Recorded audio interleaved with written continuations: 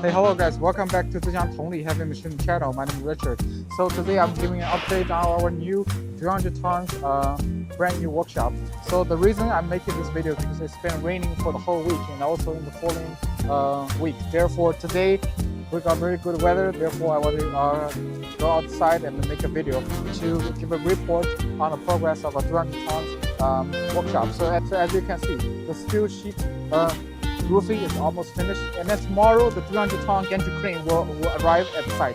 So before June, that the whole workshop will be finished, and then so like I said, tomorrow the 300-ton gantry crane will be arrived, and then if we take a look in here, you can see we have already removed this side of the wall, and then connecting this new workshop to the existing ones. And then, so yeah, thank you guys. I will give a report once the gantry crane has arrived. Thank you guys.